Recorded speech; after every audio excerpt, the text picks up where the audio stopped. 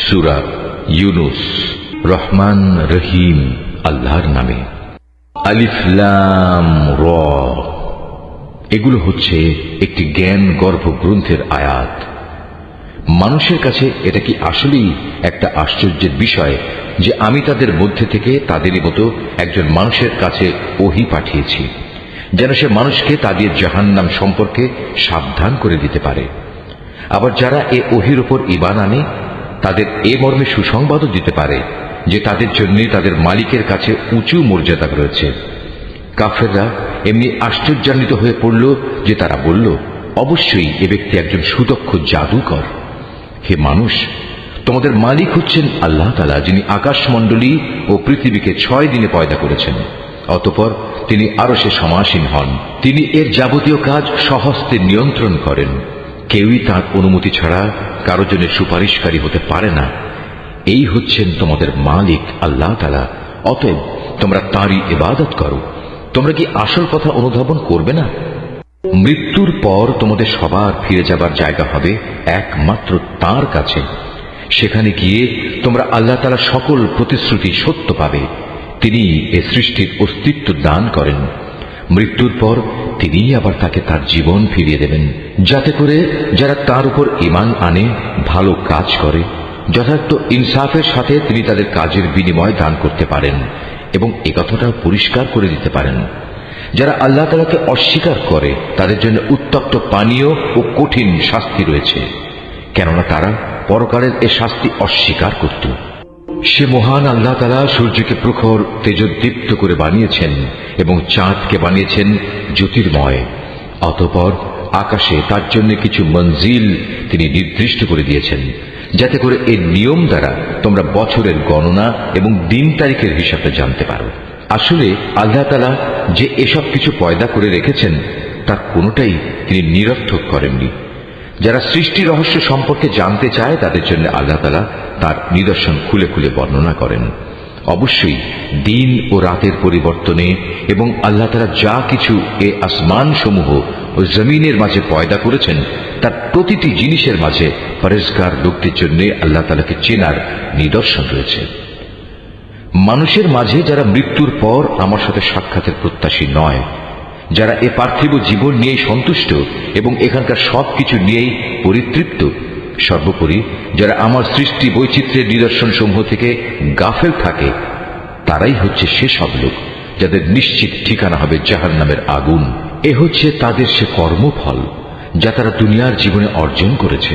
অপরদিকে যারা আল্লাহ তাআলার উপর ঈমান এনেছে এবং নেক কাজ করেছে, তাদের মালিক তাদের এই ঈমানের কারণেই তাদের সঠিক পথ দেখাবেন।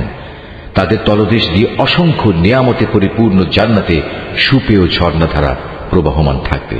এ সময়ে তাদের মুখে একটি মাত্র ধ্বনি প্রতিধ্বনিত হতে থাকবে, হে আল্লাহ, তুমি কত মহান, কত পবিত্র।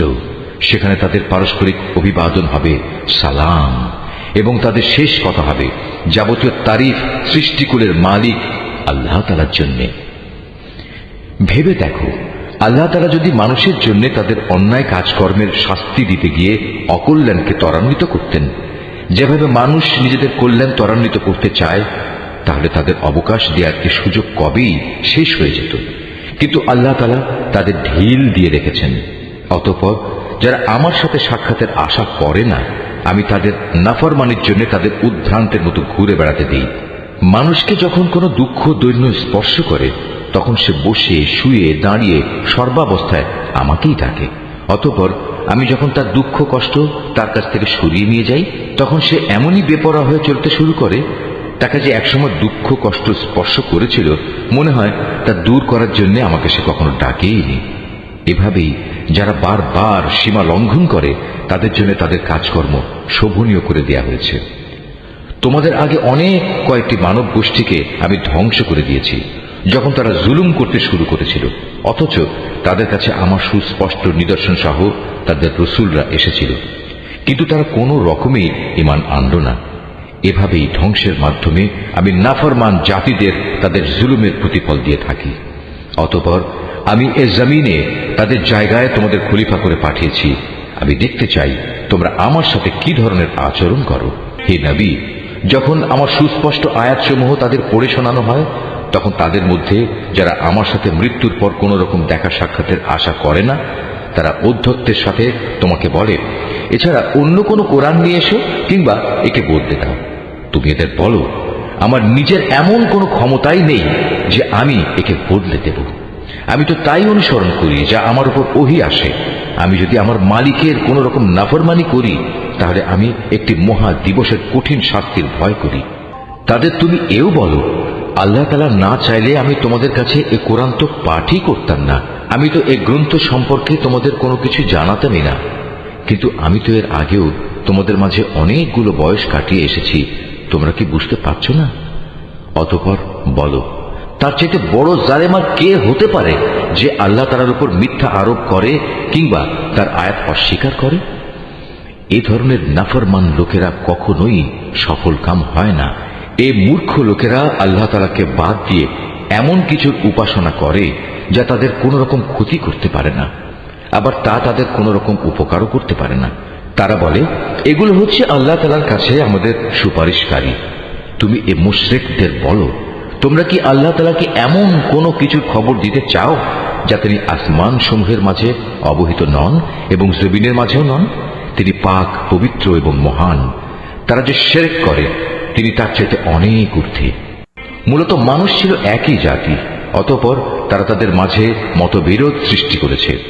তোমার মালিকের পক্ষ থেকে তাদের শাস্তির মুহূর্তটি মৃত্যুর পরবর্তী জীবন পর্যন্ত স্থগিত করার ঘোষণা না থাকলে কবেই সে বিষয়ে ফয়সালা হয়ে যেত।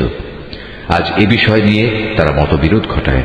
তারা আরো বলে, তার মালিকের কাছ থেকে তার উপর কোনো নিদর্শন অবতীর্ণ হয় না কেন? তুমি তাদের বলো, গায়েব সংক্রান্ত যাবতীয় জ্ঞান তো একমাত্র আল্লাহ তাআলার কাছে। অতএব আল্লাহ তাআলার সে গায়েবী ফয়সালার জন্য তোমরা অপেক্ষা করো, আর আমিও তোমাদের সাথে সেদিনের প্রতীক্ষা করছি। মানুষকে দুঃখ মুসিবত স্পর্শ করার পর যখন আমি তাদের কিছুটা করুণার স্বাদ ভোগ করাই, তখন সাথে সাথেই তারা আমার রহমতের নিদর্শন সমূহের সাথে চালাকি শুরু করে দেয়। হে নবী, তুমি বলো, কলাকৌশলে আল্লাহ তাআলা সবার চাইতে বেশি তৎপর। অবশ্যই আমার ফেরেশতারা তোমাদের যাবতীয় কলা কৌশলের কথা তোমাদের আমল নামায় লিখে রাখে। তিনি মহান আল্লাহ তাআলা, যিনি তোমাদের জলে স্থলে ভ্রমণ করান। এমনকি তোমরা যখন নৌকায় আরোহণ করো এবং এই নৌকাগুলো যখন তাদের নিয়ে অনুকূল আবহাওয়ায় চলতে থাকে, তখন নৌকার আরোহীরা এতে ভীষণ আনন্দিত হয়। হঠাৎ এই নৌকাগুলো এক সময় ঝড়বাহী বাতাসের কবলে পড়ে এবং চারদিক থেকে তাদের উপর ঢেউ আসতে থাকে এবং তারা মনে করে এবার সত্যি এ বাতাস ও ঢেউ দ্বারা তারা পরিবেষ্টিত হয়ে গেছে। তারা একান্ত নিষ্ঠাবান বান্দা হয়ে আল্লাহ তাআলাকে এই বলে ডাকতে শুরু করে, হে আল্লাহ, যদি তুমি আমাদের এই মহা দুর্যোগ থেকে বাঁচিয়ে দাও, তাহলে আমরা তোমার শুকরগুজার বান্দাদের অন্তর্ভুক্ত হয়ে যাব। অতঃপর সত্যি সত্যি যখন তিনি তাদের এই বিপর্যয় থেকে বাঁচিয়ে দেন, তখন তারা ওয়াদার কথা ভুলে সাথে সাথেই অন্যায়ভাবে জমিনে নাফরমানি শুরু করে দেয়। হে মানুষ, তোমরা শুনে রাখো, তোমাদের নাফরমানি তোমাদের নিজেদের জন্যই ক্ষতিকারক হবে। মূলত এ হচ্ছে দুনিয়ার সহায় সম্পদ। অতঃপর তোমাদের আমার কাছেই ফিরে আসতে হবে। তখন আমি তোমাদের বলে দেব দুনিয়ার জীবনে তোমরা কে কি করতে। এ পার্থিব জীবনের উদাহরণ হচ্ছে, যেমন আমি আকাশ থেকে পানি বর্ষণ করলাম, যা দ্বারা অতঃপর জমিনের গাছপালা ঘন সন্নিবিষ্ট হয়ে উদ্গত হল, যা থেকে মানুষ ও জন্তু জানোয়াররা তাদের আহার সংগ্রহ করল। এরপর একদিন যখন জমিন তার সৌন্দর্যের রূপ ধারণ করল এবং আপন সৌন্দর্যে সে শোভিত হয়ে উঠল, তখন এসব দেখে তার জমিনের মালিক মনে করল, তারা বুঝি এর ফসল ভোগ করার উপর এখন সম্পূর্ণ ক্ষমতাবান হয়ে গেছে। এ সময় হঠাৎ করে রাতে কিংবা দিনে আমার আযাবের ফয়সালা তাদের উপর আপতিত হল। ফলে আমি তাদের এমন ভাবে নির্মূল করে দিলাম যেন গতকাল পর্যন্ত এখানে তার কোনো অস্তিত্বই ছিল না। এভাবেই আমি আমার আয়াতসমূহ সেসব জাতির জন্য খুলে খুলে বর্ণনা করি যারা এ সম্পর্কে চিন্তা ভাবনা করে। হে মানুষ, তোমরা এই পার্থিব জীবনের ধোঁকায় পড়ে আছো, অথচ আল্লাহ তাআলা তোমাদের চিরস্থায়ী এক শান্তির নিবাসের দিকে ডাকছেন। তিনি যাকে ইচ্ছা করেন তাকে সহজ সরল পথে পরিচালিত করেন। যারা ভালো কাজ করেছে যাবতীয় কল্যাণ তো থাকবে তাদের জন্যই, এবং থাকবে তার চাইতেও বেশি। সেদিন তাদের চেহারা কোনো কালিমা ও হীনতা দ্বারা আচ্ছন্ন থাকবে না। তারাই হবে জান্নাতের অধিবাসী, তারা সেখানে থাকবে চিরদিন। অপরদিকে যারা মন্দ কাজ করেছে তাদের মন্দের প্রতিফল তেমন মন্দই হবে। অপমান তাদের আচ্ছন্ন করে ফেলবে। সেদিন আল্লাহর আযাব থেকে তাদের রক্ষাকারী কেউই থাকবে না। তাদের চেহারা এমনই কালো হবে যেন রাতের অন্ধকার ছিঁড়ে তার একটি টুকরো তাদের মুখের উপর ছেয়ে দেওয়া হয়েছে। এরা হচ্ছে জাহান্নামের অধিবাসী, সেখানে তারা চিরদিন থাকবে।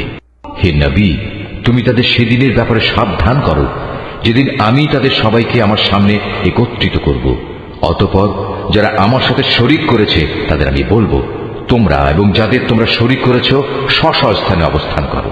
এরপর আমি তাদের এক দলকে আরেক দল থেকে আলাদা করে দেব এবং যাদের তারা শরীক করেছিল তারা বলবে, না, তোমরা তো কখনো আমাদের উপাসনা করতে না। আজ আল্লাহ তাআলাই আমাদের এবং তোমাদের মাঝে সাক্ষ্য প্রদানকারী হিসেবে যথেষ্ট হবেন। আমরা তোমাদের উপাসনার ব্যাপারে আসলেই গাফেল ছিলাম। এভাবেই সেদিন প্রত্যেক ব্যক্তি নিজের কর্মফল যা সে করে এসেছে পুরোপুরি জানতে পারবে এবং সবাইকে তাদের আসল মালিক আল্লাহ তাআলার কাছে ফিরিয়ে নেওয়া হবে। দুনিয়ায় তারা যেসব মিথ্যা ও অলীক কথাবার্তা আল্লাহ তাআলা সম্পর্কে উদ্ভাবন করত, নিমেষেই তা তাদের কাছ থেকে হারিয়ে যাবে। হে নবী, তুমি বলো, সে কে যে তোমাদের আসমান ও জমিন থেকে জীবিকা সরবরাহ করে? অথবা তোমাদের শোনা ও দেখার ক্ষমতা কার কর্তৃত্বাধীন? কে আছে এমন যে জীবিতকে মৃত থেকে আবার মৃতকে জীবিত থেকে বের করে আনে? কে আছে এমন যে এসব কিছুর পরিকল্পনা প্রণয়ন করে? তাদের এসব প্রশ্ন করলে তারা সাথে সাথেই বলে উঠবে, হ্যাঁ, অবশ্যই আল্লাহ। তুমি তাদের বলো, যদি তাই হয় তাহলে সত্য অস্বীকার করার পরিণামকে কি তোমরা ভয় করবে না? তিনি আল্লাহ তাআলা, তিনি তোমাদের আসল মালিক। সত্য আসার পর তাকে না মানা গুমরাহি নয়তো আর কি? সুতরাং তাকে বাদ দিয়ে বলো, তোমরা কোন দিকে ধাবিত হচ্ছ? এভাবেই যারা নাফরমানি করেছে তাদের উপর তোমার মালিকের সে কথাই সত্য বলে প্রমাণিত হলো যে এরা কখনো ঈমান আনবে না। তুমি তাদের আরো বলো, তোমাদের বানানো এসব শরীকদের মধ্যে এমন কেউ কি আছে যে প্রথমবার বানাতে পেরেছিল অতঃপর মৃত্যুর পর আবারও তা তৈরি করতে পারবে? তুমি বলো, আল্লাহ তাআলা এই সৃষ্টিকে প্রথম অস্তিত্ব প্রদান করেন, অতঃপর দ্বিতীয়বার তিনিই তাতে পুনরায় জীবন দান করেন। এরপরেও তোমরা কেন বারবার সত্য থেকে বিচ্যুত হচ্ছ? তাদের আরো বলো, তোমাদের বানানো শরীকদের মধ্যে এমন কে আছে যে মানুষকে সঠিক পথ দেখাতে পারে? তুমি বলো, হ্যাঁ, আল্লাহ তাআলাই সঠিক পথ দেখাতে পারেন। যিনি সঠিক পথ দেখান তিনি অনুসরণের বেশি যোগ্য না সে ব্যক্তি যে নিজেই কোনো পথের সন্ধান পায় না যতক্ষণ না তাকে সে পথের সন্ধান দেয়া হয়? তোমাদের একই হলো, কেমন ধরনের ফয়সালা করো তোমরা? তাদের অধিকাংশ ব্যক্তি নিজেদের আন্দাজ অনুমানের অনুসরণ করে, আর সত্যের পরিবর্তে আন্দাজ অনুমান তো কোনো কাজে আসে না। আল্লাহ তাআলা অবশ্যই ওদের কর্মকাণ্ড সম্পর্কে পূর্ণাঙ্গ ওয়াকিবহাল রয়েছেন। এ কোরআন এমন কোন গ্রন্থ নয় যে আল্লাহর ওহী ব্যতিরেকে কারো ইচ্ছা মাফিক বানিয়ে নেওয়া যাবে, বরং এ গ্রন্থ সেসব গ্রন্থের সত্যবাদিতার সাক্ষ্য প্রদান করে যা এর আগে নাজিল হয়েছিল। এতে কোনো সন্দেহ নেই, এটা হচ্ছে সৃষ্টিকুলের মালিক আল্লাহ তাআলার সত্য বিধানসমূহের বিশদ ব্যাখ্যা। তারা কি একথা বলে, এ ব্যক্তি মুহাম্মদ এ গ্রন্থটি রচনা করে নিয়েছে? হে নবী, তুমি এদের বলো, তোমরা তোমাদের দাবিতে যদি সত্যবাদী হও তাহলে তোমরাও এমনই ধরনের একটি সূরা বানিয়ে নিয়ে এসো এবং এ ব্যাপারে আল্লাহ তাআলা ছাড়া আর যাদের যাদের তোমরা ডাকতে চাও ডেকে তাদেরও সাহায্য নাও। আসল কথা হচ্ছে, যে বিষয়ে তারা তাদের জ্ঞান দিয়ে আয়ত্ত করতে পারল না কিংবা মানবীয় জ্ঞান বিজ্ঞানের সীমাবদ্ধতার কারণে যার ব্যাখ্যা এখনো তাদের পর্যন্ত পৌঁছয়নি, তারা তাই অস্বীকার করে বসল। তাদের পূর্ববর্তী মানুষরাও এভাবে অস্বীকার করেছিল। আজ দেখো এ অস্বীকারী জালেমদের পরিণাম কি হয়েছে। তাদের মধ্যে কিছু লোক এ গ্রন্থের উপর ঈমান আনবে, আবার কিছু আছে যারা এতে ঈমান আনবে না। জেনে রেখো, তোমার মালিক কিন্তু এই বিপর্যয় সৃষ্টিকারীদের ভালো করেই জানেন। এত বলা কওয়া সত্ত্বেও তারা যদি তোমাকে মিথ্যা প্রতিপন্ন করতেই থাকে তাহলে তুমি তাদের বলে দাও, দেখো, আমার কাজকর্মের দায়িত্ব আমার উপর আর তোমাদের কাজকর্মের দায়িত্ব তোমাদের উপর।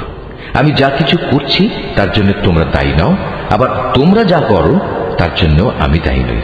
হে নবী, এদের মধ্যে কিছু লোক এমন আছে যারা তোমার দিকে কান পেতে রাখে, তুমি কি বধিরকে আল্লাহর কালাম শোনাবে, যদিও তারা এর কিছুই বুঝতে পারে না?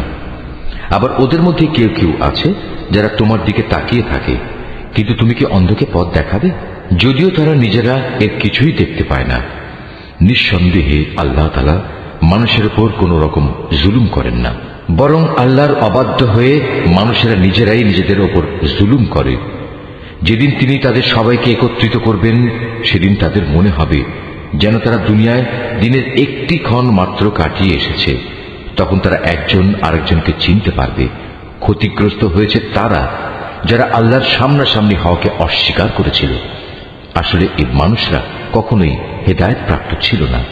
আমি ওদের কাছে যে বিষয়ের ওয়াদা করেছি, তারা কিছু কিছু বিষয় যদি আমি তোমাকে দেখিয়ে দেই, অথবা এর আগেই যদি আমি তোমাকে দুনিয়া থেকে উঠিয়ে নেই, এই উভয় অবস্থায় তাদের আমার কাছে ফিরে আসতে হবে। অতঃপর এরা যা কিছু দুনিয়ায় করত তার উপর আল্লাহ তাআলাই একক সাক্ষী হবেন। প্রত্যেক উম্মতের জন্যই একজন রসুল আছে। অতঃপর যখনই তাদের কাছে তাদের রসুল এসে যায়, তখন তাদের সাথে আল্লাহ তাআলার সিদ্ধান্ত করার কাজটি ইনসাফের সাথে সম্পন্ন হয়ে যায়। তাদের উপর কখনো জুলুম করা হবে না। এরা ঔদ্ধত্য দেখিয়ে বলে, হে মুসলমানরা, তোমরা যদি সত্যবাদী হও তাহলে বলো, কবে তোমাদের সে আযাবের ওয়াদা ফলবে? তুমি বলো, এটা বলা আমার বিষয় নয়। আল্লাহ তাআলা যা চান তা বেঁধে রেখে আমি তো আমার নিজস্ব ভালো মন্দের অধিকারও রাখি না। আসল কথা হচ্ছে, প্রত্যেক জাতির জন্য আযাব ও ধ্বংসের একটি দিনক্ষণ নির্দিষ্ট করা আছে। তাদের সে ক্ষণটি যখন আসবে, তখন তাদের ব্যাপারে এক মুহূর্ত কাল সময়ও দেরি করা হবে না, এবং তাদের দিনক্ষণ আগেও নিয়ে আসা হবে না। তুমি এদের আরো বলো, তোমরা কি ভেবে দেখেছ, যদি তোমাদের উপর আল্লাহর আযাব রাতে কিংবা দিনের বেলা এসে পতিত হয়, তাহলে আর কোন বিষয় নিয়ে নাফরমান লোকেরা তাড়াহুড়ো করবে বলো? অতঃপর যখন সত্যিই একদিন এই বিষয়টি ঘটবে, তখন কি তোমরা এটা বিশ্বাস করবে? তোমাদের বলা হবে, হ্যাঁ, এখন তো আযাব এসেই গেল, অথচ তোমরা এর জন্যই তাড়াহুড়ো করছিলে। অতঃপর জালেমদের বলা হবে, এবার চিরস্থায়ী জাহান্নামের আযাবের স্বাদ ভোগ করো। দুনিয়ার জীবনে তোমরা যা কিছু অর্জন করেছ, এখন তোমাদের শুধু তারই বিনিময় দেয়া হবে। হে নবী, এরা তোমার কাছে জানতে চায় আযাব সম্পর্কিত সে কথা আসলে কি ঠিক? বলো, হ্যাঁ, আমার মালিকের শপথ, এটা অমোঘ সত্য। জেনে রেখো, প্রতিশোধ নেয়ার ব্যাপারে তোমরা কোনোদিনই তাকে অক্ষম করে দিতে পারবে না। যদি প্রতিটি জালিম ব্যক্তির কাছে সেদিন জমিনের সমুদায় সম্পদ এসে জমা হয়, তাহলে সে তার সব কিছু মুক্তিপণ হিসাবে ব্যয় করে আযাব থেকে বাঁচার চেষ্টা করবে। যখন এই জালিম মানুষরা জাহান্নামের আযাব দেখবে, তখন তার মনে মনে ভারী অনুতাপ করবে, কিন্তু তখন তা কোনোই কাজে আসবে না। সম্পূর্ণ ইনসাফের সাথেই তাদের বিচার মীমাংসা সম্পন্ন হবে, এবং তাদের উপর বিন্দু মাত্র জুলুমও করা হবে না। মনে রেখো, আসমান সমূহ ও জমিনে যা কিছু আছে তা সব আল্লাহ তাআলার জন্যই। আল্লাহ তাআলা সব কয়টি ওয়াদাই সত্য, কিন্তু অধিকাংশ লোকই তা জানে না। তিনি জীবন দান করেন, তিনি মৃত্যু ঘটান, এবং মৃত্যুর পর তোমাদের সবাইকে তার কাছেই ফিরে যেতে হবে। হে মানুষ, তোমাদের কাছে তোমাদের মালিকের পক্ষ থেকে নসিহত বিশিষ্ট কিতাব এসেছে। এটা মানুষের অন্তরে যেসব ব্যাধি রয়েছে তার প্রতিকার, এবং মোমেনদের জন্য হেদায়েত ও রহমত। হে নবী, তুমি বলো, মানুষের উচিত আল্লাহর এ অনুগ্রহ ও তার রহমতের কারণে আনন্দ প্রকাশ করা, কারণ তারা যা কিছু জ্ঞান ও সম্পদ জমা করেছে এটা তার চাইতে অনেক ভালো। তুমি এদের বলো, তোমরা কি কখনো এই কথা চিন্তা করে দেখেছ, আল্লাহ তাআলা তোমাদের জন্য যে রিজিক নাজিল করেছেন তার মধ্যে থেকে কিছু অংশকে তোমরা হারাম আর কিছু অংশকে হালাল করে নিয়েছ। তুমি এদের আরো বলো, এসব হালাল হারামের ব্যাপারে আল্লাহ তাআলা কি তোমাদের কোনো অনুমতি দিয়েছেন, না তোমরা আল্লাহর প্রতি মিথ্যা আরোপ করছো? যারা আল্লাহর উপর মিথ্যা আরোপ করে তাদের শেষ বিচারের দিন সম্পর্কে ধারণা কি এই, এটা কখনো আসবেই না? নিঃসন্দেহে আল্লাহ তাআলা বড় অনুগ্রহশীল, তাই তিনি তাদের অবকাশ দিয়ে রেখেছেন, কিন্তু অধিকাংশ মানুষই এজন্য আল্লাহর শুকর আদায় করে না। হে নবী, তুমি যে কাজেই থাকো না কেন এবং সে কাজ সম্পর্কে কোরআন থেকে যা কিছু তেলাওয়াত করো না কেন, তা আমি জানি। হে মানুষরা, তোমরা যে কোনো কাজ করো, যে কোনো কাজে তোমরা প্রবৃত্ত হও না কেন, আমি তার ব্যাপারে তোমাদের উপর সাক্ষী হয়ে থাকি। তোমার মালিকের দৃষ্টি থেকে একটি অণু পরিমাণ জিনিসও গোপন থাকে না। আসমানে ও জমিনে এর চাইতে ছোট কিংবা এর চাইতে বড় কোনো কিছুই নেই যা এর সুস্পষ্ট গ্রন্থে লিপিবদ্ধ নেই।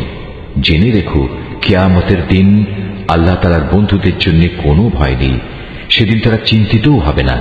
এরা হচ্ছে সেসব লোক যারা আল্লাহর উপর ঈমান এনেছে এবং তাকে ভয় করেছে। এ ধরনের লোকদের জন্য দুনিয়ার জীবনে যেমন সুসংবাদ রয়েছে, তেমনি পরকালের জীবনেও রয়েছে সুসংবাদ। আল্লাহ তাআলার বাণীর কোনো রদ বদল হয় না, আর সত্যিকার অর্থে এটা হচ্ছে মহা সাফল্য। হে নবী, তোমাকে তাদের কথা যেন কোনো দুঃখ না দেয়। নিশ্চয়ই মান ইজ্জত সবই আল্লাহ তাআলার করায়ত্তে। তিনি সব কিছু শোনেন, সব কিছু জানেন। জেনে রেখো, যা কিছু আসমানে আছে আবার যা কিছু আছে জমিনে, সবই আল্লাহর অনুগত। যারা আল্লাহ তাআলা ছাড়া কল্পিত শরীকদের ডাকে, তারা তো শুধু কিছু আন্দাজ অনুমানেরই অনুসরণ করে মাত্র। তারা মূলত মিথ্যাবাদী ছাড়া আর কিছুই নয়। হে মানুষ, তিনি মহান আল্লাহ, যিনি তোমাদের জন্য রাত বানিয়েছেন যাতে করে তোমরা তাতে বিশ্রাম গ্রহণ করতে পারো, আর দিনকে বানিয়েছেন আলোকোজ্জ্বল। অবশ্যই এতে আল্লাহ তাআলার মহত্বের অনেক নিদর্শন রয়েছে সে সম্প্রদায়ের জন্য যারা নিষ্ঠার সাথে শোনে। তারা বলে আল্লাহ তাআলা নিজের একটি ছেলে বানিয়ে রেখেছেন, অথচ আল্লাহ তাআলা মহাপবিত্র। তিনি স্বয়ং সম্পূর্ণ, অভাবমুক্ত। আকাশমণ্ডলী ও পৃথিবীতে যা কিছু আছে সবই তাঁর। তোমাদের কাছে এ দাবির পক্ষে কোনো দলিল প্রমাণও নেই। তোমরা কি আল্লাহ তাআলা সম্পর্কে এমন সব কথা বলে বেড়াচ্ছ যে বিষয়ে তোমরা কিছুই জানো না? হে নবী, তুমি বলো, যারা আল্লাহ তাআলার উপর মিথ্যা আরোপ করে তারা কখনোই সফল কাম পাবে না। এই মিথ্যাচার হচ্ছে পার্থিব জীবনের একটা সম্পদ। পরিশেষে তাদের আমার কাছেই ফিরে আসতে হবে। অতঃপর আমি তাদের কুফরি করার জন্য এক কঠোর আযাবের স্বাদ গ্রহণ করাবো। হে নবী, ওদের কাছে তুমি নূহের কাহিনী শোনাও, যখন সে তার জাতিকে বলেছিল, হে আমার জাতি, যদি তোমাদের উপর আমার অবস্থিতি ও আল্লাহর আয়াতসমূহ দ্বারা আমার উপদেশ প্রদান খুব দুঃসহ মনে হয়, তবে শুনে রাখো, আমি সম্পূর্ণরূপে আল্লাহর উপর ভরসা করি। অতঃপর তোমরা যাদের আমার সাথে শরীক বানাচ্ছ তাদের সবাইকে একত্রিত করে আমার বিরুদ্ধে তোমাদের পরিকল্পনা চূড়ান্ত করে নাও। দেখে নাও যেন সে পরিকল্পনার কোনো বিষয় তোমাদের দৃষ্টির আড়ালে না থাকে। অতঃপর আমার সাথে তোমাদের যা করার তা করে ফেলো এবং আমাকে কোনো সময় তোমরা দিও না। হ্যাঁ, যদি তোমরা আমার থেকে মুখ ফিরিয়ে নাও তাহলে আমার ক্ষতি হবে না। আমি তো তোমাদের কাছ থেকে এজন্য কোনো পারিশ্রমিক দাবি করিনি। আমার পারিশ্রমিক সে তো আমার আল্লাহ তাআলার কাছে। তার পক্ষ থেকেই আমাকে আদেশ দেওয়া হয়েছে আমি যেন তার অনুগত বান্দাদের অন্তর্ভুক্ত হয়ে যাই। অতঃপর এত বলা কওয়া সত্ত্বেও লোকেরা তাকে মিথ্যা প্রতিপন্ন করল। তখন আমি তাকে এবং তার সাথে যারা নৌকায় আরোহী ছিল তাদের তুফান থেকে উদ্ধার করেছি, এবং যাদের বাঁচিয়ে রেখেছিলাম আমি তাদের পূর্ববর্তী লোকদের প্রতিনিধি করে বসিয়ে দিয়েছি। পরিশেষে যারা আমার নিদর্শনসমূহ অস্বীকার করেছে তাদের আমি মহা প্লাবনে ডুবিয়ে দিয়েছি। অতঃপর হে নবী, তুমি চেয়ে দেখো তাদের কি ভয়াবহ পরিণাম হয়েছে, যাদের বারবার আল্লাহর আযাবের ভয় দেখানো হয়েছে। আমি তারপর অনেক কয়েকজন রাসূলকে তাদের নিজ নিজ জাতির কাছে পাঠিয়েছি। তারা সবাই সুস্পষ্ট প্রমাণসমূহ নিয়ে নিজ জাতির কাছে এসেছে, কিন্তু এমনটি হয়নি যে আগের লোকেরা ইতিপূর্বে যা অস্বীকার করেছিল তার উপর এরা ঈমান আনবে। এভাবে যারা নাফরমানিতে সীমা লঙ্ঘন করে তাদের দিলে আমি মোহর মেরে দিই। তাদের পর আমি আমার সুস্পষ্ট নিদর্শন দিয়ে মূসা ও হারুনকে ফেরাউন এবং তার পরিষদ বর্গের কাছে পাঠিয়েছি, কিন্তু তারা সবাই অহংকার করল। আসলে তারা ছিল বড়ই নাফরমান জাতি। আমার পক্ষ থেকে সত্য যখন তাদের কাছে এলো তখন ওরা বলল, নিশ্চয়ই এ হচ্ছে সুস্পষ্ট জাদু। মূসা বলল, তোমরা কি সত্য সম্পর্কে এসব বাজে কথা বলছো যখন তা তোমাদের কাছে প্রমাণ সহ এসে গেছে? তোমরা কি মনে করো এটা আসলে জাদু? অথচ জাদুকররা কখনোই সফল কাম হয় না। তারা বলল, তোমরা কি এ উদ্দেশ্যে আমাদের কাছে এসেছো যে যা কিছুর উপর আমরা আমাদের বাপ দাদাদের পেয়েছি তা থেকে তোমরা আমাদের বিচ্যুত করে দেবে এবং আমাদের এ ভূখণ্ডে তোমাদের দু ভাইয়ের প্রতিপত্তি প্রতিষ্ঠিত হয়ে যাবে? না, তা কিছুতেই হবে না। আমরা তোমাদের দুজনের উপর কখনো ঈমান আনব না। এবার ফেরাউন নিজের দলবলকে বলল, তোমরা আমার কাছে রাজ্যের সব সুদক্ষ জাদুকরদের নিয়ে এসো। অতঃপর ফেরাউনের নির্দেশে জাদুকররা যখন এসে হাজির হলো, তখন মুসা তাদের লক্ষ্য করে বলল, তোমাদের যা নিক্ষেপ করার তা তোমরা নিক্ষেপ করো। তারা যখন তাদের জাদুর বাণ নিক্ষেপ করল, তখন মুসা বলল, তোমরা যা নিয়ে এসেছো তা হচ্ছে আসলেই জাদু। দেখবে অচিরেই আল্লাহ তাআলা তা ব্যর্থ করে দেবেন। আল্লাহ তাআলা কখনো ফাসাদ সৃষ্টিকারীদের কাজকর্ম শুধরে দেন না। আল্লাহ তাআলা স্বীয় বাণী দ্বারা সত্যকে সত্য বলে প্রতিষ্ঠিত করেন, যদিও নাফরমান মানুষরা একে খুবই অপ্রীতিকর মনে করে।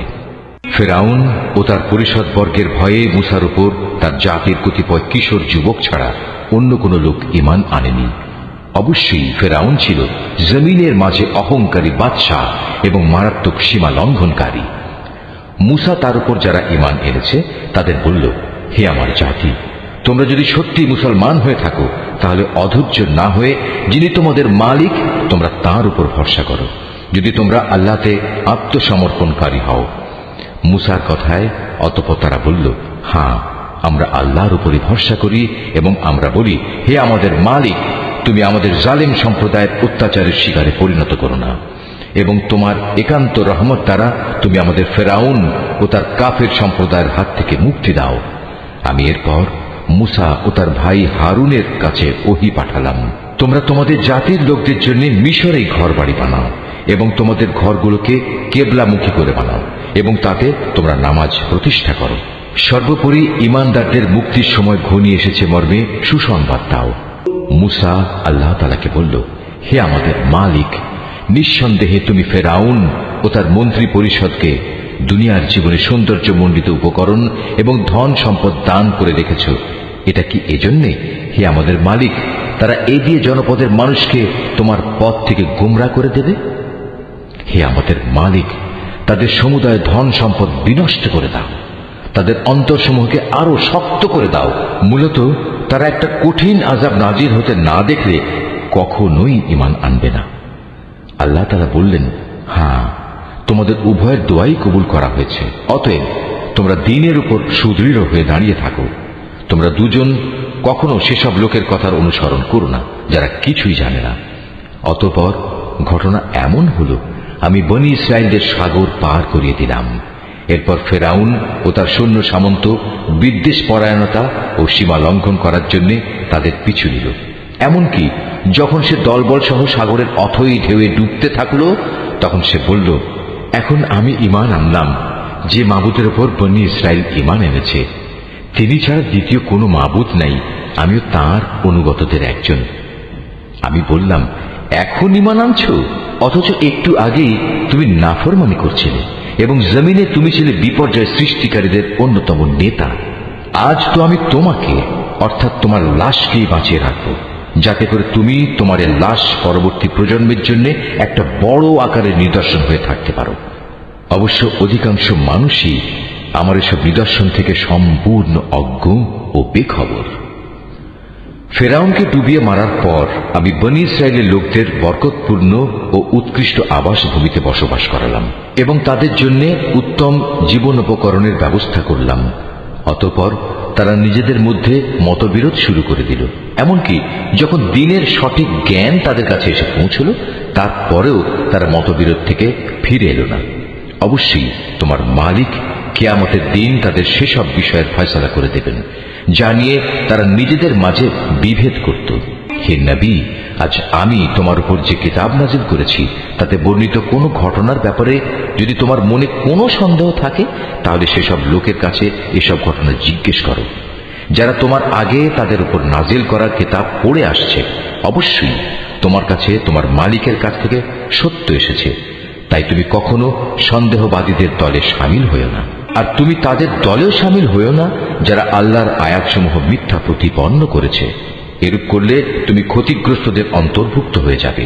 হে নবী, অবশ্যই তাদের ব্যাপারে তোমার মালিকের কথা সত্য প্রমাণিত হয়ে গেছে যে তারা কখনো ঈমান আনবে না। এমনকি তাদের কাছে আল্লাহর প্রত্যেকটি নিদর্শন এসে পৌঁছলেও তারা ঈমান আনবে এমন নয়, যতক্ষণ না তারা কঠিন আযাব নিজেদের চোখে দেখতে পাবে। ইউনুস নবীর সম্প্রদায় ব্যতীত অন্য কোন জনপদ এমন ছিল না যারা এভাবে আযাব দেখে ঈমান এনেছে এবং তাদের এ ঈমান তাদের কোনো উপকার করতে পেরেছে। তারা যখন আযাব আসতে দেখে আল্লাহর উপর ঈমান আনল, তখন আমি তাদের এ পার্থিব জীবনের অপমানকর আযাব তাদের কাছ থেকে সরিয়ে নিলাম এবং তাদের আমি এক বিশেষ সময় পর্যন্ত জীবনের উপায় উপকরণ থেকে উপকৃত হতেও সুযোগ দিলাম। হে নবী, তোমার মালিক চাইলে এই জমিনে যত মানুষ আছে তারা সবাই ঈমান আনত, কিন্তু তিনি তা চাননি। তাছাড়া তুমি কি জোর জবরদস্তি করে চাইবে যে তারা সবাই মুমিন হয়ে যাক? কোন মানুষেরই এ সাধ্য নেই যে আল্লাহর অনুমতি বেঁধে রেখে সে ঈমান আনবে। যারা ঈমানের রহস্য বুঝতে পারে না, আল্লাহ তাআলা এভাবেই তাদের জীবনের উপর কুফর ও শিরকের কলুষ লাগিয়ে দেন। হে নবী, তুমি বলো, তোমরা দেখো আসমান সমূহ ও জমিনে কি কি জিনিস রয়েছে, কিন্তু যারা ঈমানই আনবে না তাদের জন্য আল্লাহর এসব নিদর্শন ও পরকালের সাবধান বাণী কোনোই উপকারে আসে না। তারাও কি সে ধরনের কোন দিনের অপেক্ষা করছে যে ধরনের অপমানকর দিন তাদের আগের লোকদের উপর এসেছিল? যদি তাই হয় তাহলে তুমি বলো, তোমরা সেদিনের অপেক্ষা করো, আমিও তোমাদের সাথে অপেক্ষা করতে থাকব। অতঃপর যখন আযাবের সময় আসে তখন আমি আমার রসুলদের সেই আযাব থেকে বাঁচিয়ে দিই এবং তাদেরও বাঁচিয়ে দিই যারা ঈমান আনে। এভাবেই আমি আমার উপর এটা কর্তব্য করে নিয়েছি যে আমি মোমেনদের আযাব থেকে উদ্ধার করি। হে নবী, তুমি লোকদের বলো, হে মানুষরা, তোমরা যদি আমার আনিত দ্বীন সম্পর্কে কোনো সন্দেহ করো তাহলে শুনে রাখো, আল্লাহ তাআলা ছাড়া অন্য যাদের তোমরা ইবাদত করো আমি তাদের ইবাদত করি না। আমি তো বরং তার মহান সত্তার ইবাদত করি যিনি তোমাদের মৃত্যু ঘটান। আমাকে আরো আদেশ দেয়া হয়েছে আমি যেন মোমেনদের অন্তর্ভুক্ত থাকি। আমাকে আরো বলা হয়েছে, তুমি আল্লাহর দ্বীনের জন্য ঘনিষ্ঠভাবে নিজের চেহারা প্রতিষ্ঠিত করো এবং কখনো তুমি মুশরিকদের দলে শামিল হও না। আমাকে আদেশ দেয়া হয়েছে, তুমি কখনো আল্লাহ তাআলাকে বাদ দিয়ে এমন কাউকে ডেকো না যে তোমার কোনো কল্যাণ যেমন করতে পারে না তেমনি তোমার কোনো অকল্যাণও সে করতে পারে না। এ সত্ত্বেও যদি তুমি অন্যথা করো তাহলে তুমি অবশ্যই জালেমদের মধ্যে গণ্য হবে। যদি আল্লাহ তাআলা তোমাদের কোনো দুঃখ কষ্ট দেন তাহলে তিনি ছাড়া অন্য কেউই নেই তা দূরীভূত করার। আবার তিনি যদি মেহেরবানি করে তোমার কোনো কল্যাণ চান তাহলে তার সে অনুগ্রহ রদ করারও কেউ নেই। তিনি তার বান্দাদের যাকে চান তাকেই কল্যাণ পৌঁছান। আল্লাহ তাআলা বড়ই ক্ষমাশীল ও পরম দয়ালু। হে নবী, তুমি বলো, হে মানুষ, তোমাদের কাছে তোমাদের মালিকের পক্ষ থেকে সত্য দ্বীন এসেছে। অতএব যে হেদায়েতের পথ অবলম্বন করবে সে তো তার নিজের ভালোর জন্যই হেদায়েতের পথে চলবে, আর যে গোমরাহ থেকে যাবে সে তো গোমরাহির উপর চলার কারণেই গোমরাহ হয়ে যাবে। আমি তো তোমাদের উপর কর্মবিধায়ক নই যে জোর করে তোমাদের গোমরাহি থেকে বের করে আনব। হে নবী, তোমার উপর যে হেদায়েত নাজিল করা হয়েছে তুমি তার অনুসরণ করো এবং ধৈর্য ধারণ করো যে পর্যন্ত আল্লাহর পক্ষ থেকে কোনো ফয়সালা না আসে, কেননা তিনিই হচ্ছেন সর্বোত্তম ফয়সালাকারী।